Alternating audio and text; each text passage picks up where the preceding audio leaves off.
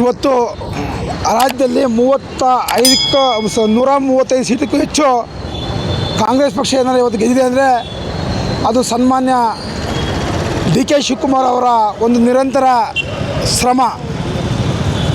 ಈಗಾಗಲೇ ಸನ್ಮಾನ್ಯ ಸಿದ್ದರಾಮಯ್ಯನವರು ಈ ರಾಜ್ಯಕ್ಕೆ ಸಮರ್ಥ ಆಡಳಿತವನ್ನು ಮಾಡಿ 5 ವರ್ಷಗಳ ಕಾಲ ಒಳ್ಳೆಯ ಕೆಲಸ ಮಾಡಿ ಮುಖ್ಯಮಂತ್ರಿಯಾಗಿ ಅಧಿಕಾರ ಗದ್ದಿಗೆ ಏರಿದ್ದಾರೆ.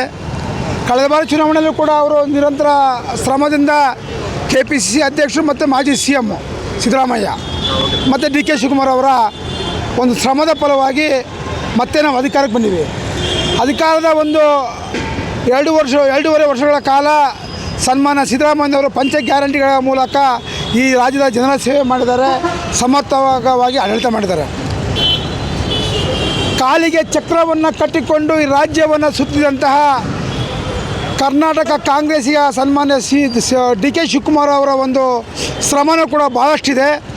ದೇಶದಲ್ಲಿ ಎಲ್ಲೇ ಕೂಡ ಕಾಂಗ್ರೆಸ್ ಕಷ್ಟ ಬಂದಾಗ ಅಲ್ಲಿ ಹೋಗಿ ಪಕ್ಷವನ್ನು ಬಲಪಡಿಸೋದ್ರ ಮೂಲಕ, ಪಕ್ಷವನ್ನು ಅಧಿಕಾರಕ್ಕೆ ತರೋದ್ರ ಮೂಲಕ ಕಷ್ಟದಲ್ಲಿ ಕಾಂಗ್ರೆಸ್ಸನ್ನು ಕೈ ಹಿಡಿದಿದ್ದಾರೆ ಅಂದರೆ ಇವತ್ತೇನಾದರೂ ಇದ್ದರೆ ಅದು ಸನ್ಮಾನ್ಯ ಡಿ ಕೆ ಶಿವಕುಮಾರ್ ಅವರು.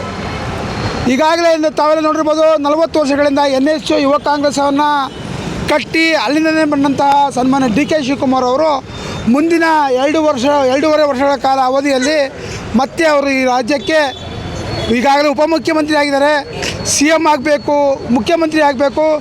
ರಾಜ್ಯಕ್ಕೆ ಅವರ ಸೇವೆ ಬಹಳ ಇದೆ. ಯಾಕೆಂದರೆ ಕರೋನಾದಲ್ಲಿ ಇವತ್ತು ರೈತರು ಬೆಳೆದಂಥ ತರಕಾರಿಯನ್ನು ಅವರು ಸ್ವಂತ ಕೈಯಿಂದ ಕೊಂಡುಕೊಂಡು ಇಡೀ ರಾಜ್ಯಕ್ಕೆ ಹಂಚಿದ್ದಾರೆ. ಇವತ್ತು ರೈತರಿಗೂ ಸಹಾಯ ಆಗಿದ್ದಾರೆ. ಕರೋನಾದಲ್ಲಿ ಹೊರಗಡೆ ಜನ ಬರ್ತಾ ಇದ್ದರೆ ಕೂಡ ಅವರಿಗೆ ಉಚಿತವಾಗಿ ಕೊಡೋದ್ರ ಮೂಲಕ ಕೂಡ ಜನರು ಸೇವೆ ಮಾಡಿದ್ದಾರೆ. ಪಕ್ಷ ಎಲ್ಲೆಲ್ಲಿ ಕಷ್ಟ ಇರುತ್ತೋ ಅಲ್ಲಿ ಪಕ್ಷವನ್ನು ಕಟ್ಟೋದ್ರ ಮೂಲಕ ಸನ್ಮಾನ್ಯ ಡಿ ಕೆ ಶಿವಕುಮಾರ್ ಅವರ ಒಂದು ಶ್ರಮ ಬಹಳ ಇದೆ. ಆದ್ದರಿಂದ ಇಡೀ ರಾಜ್ಯದ ಒಂದು ಕಾಂಗ್ರೆಸ್ಸಿಗರ ಒಂದು ಅಭಿಲಾಷೆ ಏನಂದರೆ ಮುಂದಿನ 2.5 ವರ್ಷಗಳ ಕಾಲ ಅವರು CM ಆಗಬೇಕು, ರಾಜ್ಯದ ಒಂದು ಚುಕ್ಕಾಣಿ ಹಿಡಿಬೇಕು ಅಂತೇಳಿ ನಮ್ಮೆಲ್ಲರ ಅಭಿಲಾಷೆ. ಅದೇ ರೀತಿ ಸನ್ಮಾನ್ಯ ಸಿದ್ದರಾಮಯ್ಯನವರು ಈಗಾಗಲೇ 14 ಬಾರಿ ಈ ರಾಜ್ಯದ ಬಜೆಟನ್ನು ಮಂಡಿಸಿದ್ದಾರೆ. 15 ಬಾರಿಗಿಂತ ಹೆಚ್ಚಾಗಿ ಅವರು ಮುಂದೆ ಕೇಂದ್ರಕ್ಕೆ ಹೋಗಿ ಅವರು ಕೇಂದ್ರದಲ್ಲಿ ಒಂದು ಬಜೆಟನ್ನು ಮಂಡನೆ ಮಾಡಬೇಕು ಅಂತೇಳಿ ಈ ದೇಶದ ಜನರ ಆಸೆ.